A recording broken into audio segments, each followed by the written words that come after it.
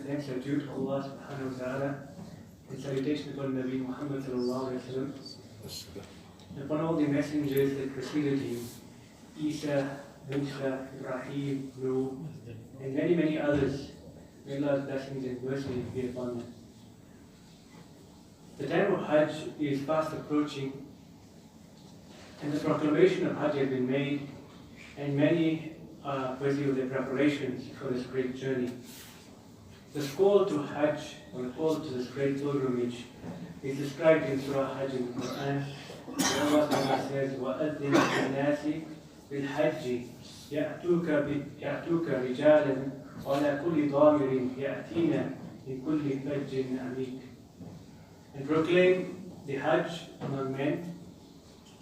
They will come to you on foot and mounted on every kind of camel, lean on account of journeys through deep and distant mountain highways.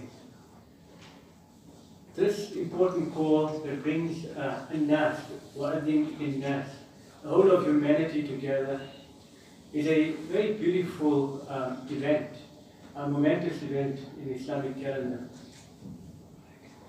However, what I'd really like to focus on today is not the acts of Hajj or the events of Hajj, but primarily focus on the attendees of Hajj. As we see in this instruction, the call for Hajj, Allah SWT refers to people coming from, refers to a call to an-nas, to humanity.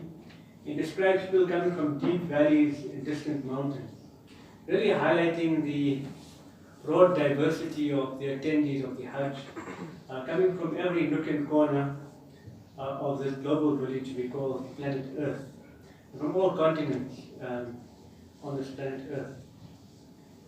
What I'd really like to emphasize today is that when we see the Hajj and we see the images from Makkah, we really often get mesmerized by the image of the Kaaba, that the Baytullah. But what I'd really like to emphasize and encourage you to be mesmerized by is another dimension of the Hajj, and be mesmerized by the unity and diversity that you observe in the Hajj. We will obviously have representation from South Africa. We have people in our own communities that are preparing for the Hajj. But all over South Africa, people are preparing and getting ready for this important journey to Makkah, to the sacred house. What's amazing is that the diversity even in our own country of South Africa, Cape Townians and the Johannesburg persons are quite different in their nature. But yet all of them will gather together. We will have representation from Africa, not just South Africa, Nigeria, Somalia. They will be at the Hajj. If you look at Europe, people from the United Kingdom, France, from Bosnia, from Turkey, will also be present. From the Americas, the Americans will be there obviously. Brazil, Canada, Peru, Australasia, New Zealand. We've seen a devastating attack, but Muslims will be traveling this journey from that distant corner of the world. Australia, from the Fiji Islands. From Asia, the most populous part of the world. China, Muslims in China, we know the Uyghur Muslims. Pakistan, India, Thailand, Indonesia. In the Middle East, Iran, Iraq, even devastated countries like Yemen, Syria, will be attending as well, the locals from Saudi Arabia. So this is an amazing gathering. It's a awestruck when you imagine who is represented at this mass gathering. As I mentioned, it's a highly special occasion, but also I think a miraculous one when you just think about it. All these countries I've mentioned, there's such high levels of tension in the world today, antagonism across racial lines, tribal lines, ethnic lines. Yet when we come to the Hajj, we see this unity and diversity, no matter where you're from, what color you are, what language you speak, what your underlying belief is, the variation in that as well. Doesn't really matter. You all come together in this unity of diversity, as I like to call it. And it's a real sort of miracle in some ways. And one needs to ask, how is this miracle explained? And my understanding is fundamentally this unity and diversity is driven by a singular authority. the authority of Allah subhanahu wa ta'ala, who is the most fair, the most just, they're all wise, they're all great. And once we all agree to obey Him and none else but Him, then we achieve unity, and this miracle is realized. And I think this is an important lesson that we need to appreciate out of the event of Hajj. But I'd like to delve a bit more deeper into this concept of diversity, which is quite well described in the Quran. In Surah 30, Surah Rum, a beautiful ayah where Allah says, وَمِنْ آيَاتِ خَلْقُ السَّمَاوَاتِ وَالْأَرْضِ وَاخْتِلَافُ أَلْسِنَتِكُمْ وَأَلْوَانِكُمْ إِنَّ فِي ذَلِكَ لَآيَاتٍ لِلْعَالِمِينَ. A beautiful verse. And among His signs is the creation of the heavens and the earth. And the ikhtilaf, the differences in أَلْسِنَتِكُمْ وَأَلْوَانِكُمْ. The languages and the colors that we see.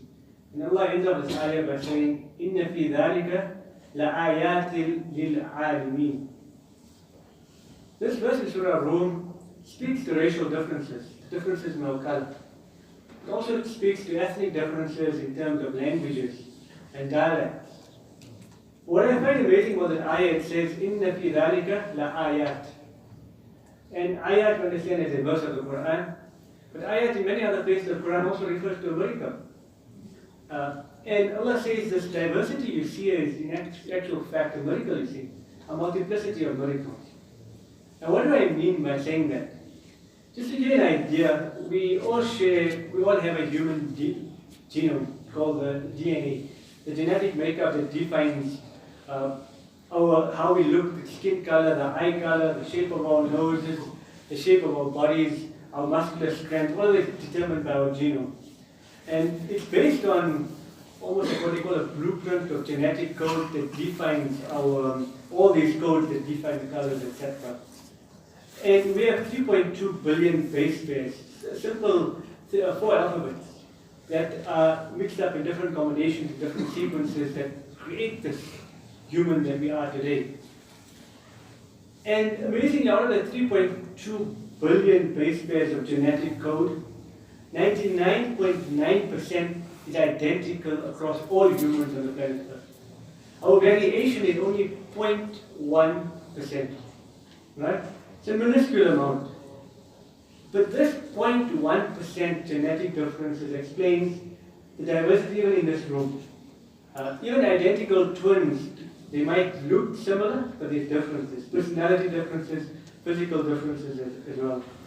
So when we think of this here, when we think of how humans create stuff, a human will create a Toyota Corolla and they all look the same. It's so boring. Everyone wants to put a spoiler on it to look different. They want to put a sticker on it. They want to change the logo. They want some differences, right?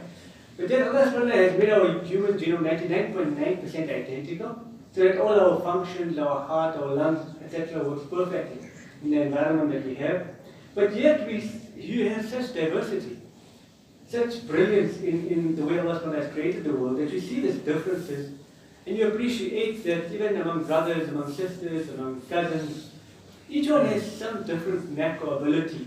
And we need to appreciate and respect those differences. Now, when we think of Allah subhanahu creation, we see that this concept of diversity repeats itself in many different ways. And the one ayah in Surah 35, Surah Fatih, Allah subhanahu says, "See you not that Allah sends down rain from the sky? With it we bring out our produce of various colors, and the mountain tracks are tracks white and red of various shades of color, and black intense in hue." What's amazing is that this diversity we see among humans is also seen in fruits. We end up with genetically modified fruits. Everyone has made a perfect amount, they all have to look the same, the potatoes look the same. But when you look at natural order, each fruit is different, but yet they provide the nutrition, the value. You still get what you want out of it, but yet there is a variation. It's not boring. Just imagine all our children, this whole room look the same, everyone look the same. There'd be no variation, and I'll speak to why that's important just now. But you find even on fruit, you find this variation. If you look at even in the mountainscapes, when you go to the ocean and that you see a mountain fall. You see different colors. You see a light yellowish color, sometimes you see a dark black color. And what's amazing about those colors as well, it talks about history. Really the dark black color comes from the volcanic period of the earth. The lighter periods speak of the earth and the ice age. So, all this diversity creates intrigue and excitement in our minds. We need to appreciate the creation of Allah subhanahu wa ta'ala. And in Surah Fatir, the next ayah continues. And so amongst men and amongst crawling creatures and cattle, there are various colors. You see the diversity. If you look at sheep, you look at cattle, you look at any animal, there's a variation that seems to pervade the whole of Allah subhanahu wa ta'ala's creation. And it's therefore an important purpose. Allah subhanahu wa ta'ala continues in this ayah, says, إِنَّمَا يَخْشَى اللَّهَ مِنْ عِبَادِهِ الْعُلَمَاءِ. These diverse events and appreciation will truly be appreciated by those who truly fear Allah. يَخْشَى اللَّهِ, those who are really cognizant and conscious of their Creator, the Master Creator. And Allah continues in Ibadihil Ulama. And Allah describes these people that have this appreciation of this diversity as being of the ulama. The ulama being those who are educated and appreciate Allah's creation. And this is what defines creation. So what we see here is a brilliance that occurs in the animal kingdom as well. And just to understand why this diversity is so important, it accommodates adaptation. When we see different humans, although we're 99% identical, 0.1% is critical for adaptation. If you look at among us in this room, different people have different skills and strengths and abilities. And if we were all identical, we all share the same weaknesses. But yet, with the diversity, with this 0.1%, you're able to collectively work together and overcome any weakness anyone else has. And you're actually collectively able to produce something that's far superior than any single individual can. And I think that's the wisdom behind when we see the Hajj. We see the power of diversity in that.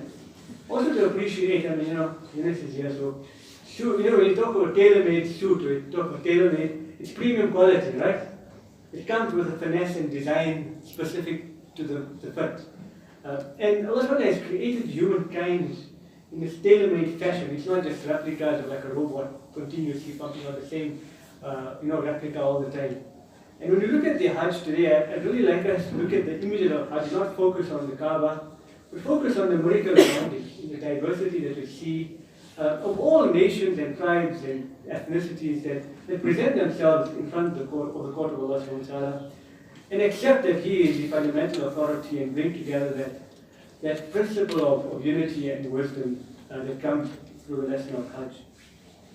Just to end off, I'd like to just quote one ayah to end off, and that is in Surah Hujurat, where Allah subhanahu wa ta'ala says, يَا أَيُّهَا النَّاسُ إِنَّا خَلَقْنَاكُم مِّن ذَكْرٍ وَأُنثَىٰ وَجَعَلْنَاكُمْ شُعُوبًا وَقَبَائِلَ لِتَعَارَفُوا إِنَّ أَكْرَمَكُمْ عِندَ اللَّهِ أَتْقَاكُمْ إِنَّ اللَّهَ عَلِيمٌ خَبِيرٌ.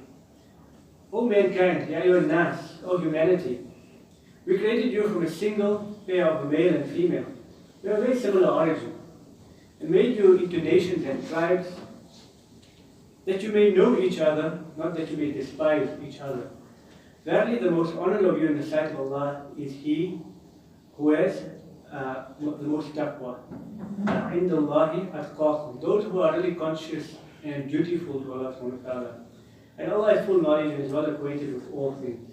So I think when we think of this diversity we're going to see in this Hajj, and we see communities from South Africa, the communities from every corner of the globe, whether it's somewhere in South America or New Zealand on the other side, or somewhere in China, you can find all this diversity that meets up together under the commandment of Allah subhanahu wa ta'ala, under His commandment is called for in the Quran. And that's really something that brings together that unity. No matter what sect and divide, whether you Shia or Sunni, you're still in front of the Kaaba together.